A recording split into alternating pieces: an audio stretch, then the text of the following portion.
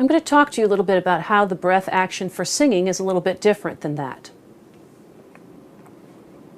The breath for singing is different in that you only move around your midsection. You don't move in your chest or around under your armpits here. So it looks like this for when people aren't doing it properly. That's the least effective method of breathing for singing because it gives you the least amount of control over the exhale. So what we use for singing is a lower diaphragmatic breath that involves the rib muscles. In order to do that, your chest has to be comfortably high and quiet throughout the process. When you inhale, you move your stomach muscles and your ribs out to make room inside your lungs for them to fill up with air. So the breath action looks like this.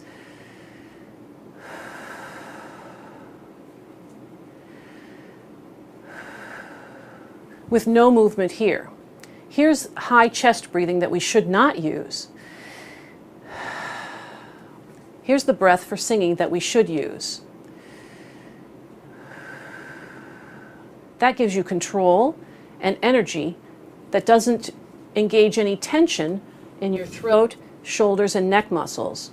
The high chest breathing gives you a lot of tension and the least amount of control. So that's why we want to use the kind of breath that originates around your waistline. Now we're going to do an exercise together that involves inhaling in 1 count and exhaling in 16 counts on a hiss, like that. So I'm going to do that with you. One of the important parts of this, again, is that this is quiet and comfortably high throughout the process. When you get to the end of your breath, I don't want to see this squeezing out and pushing down. Even when you're at the very end of your breath, your chest is high. Your belly goes in a little bit on the exhale. The inhale is an expanding here. The exhale moves in a little bit, but this is quiet. Let's try it together. So you can face the mirror, you should face the mirror, and watch yourself to make sure that you're monitoring any excess chest movement or any tension in your neck. So the breath is in on 2 beats. Exhale 15.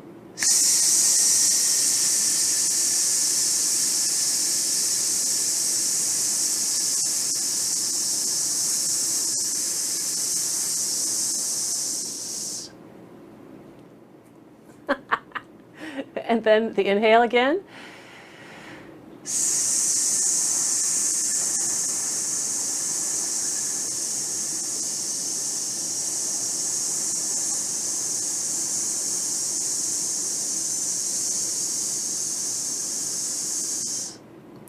So you can see that the first time I didn't quite make it all the way through.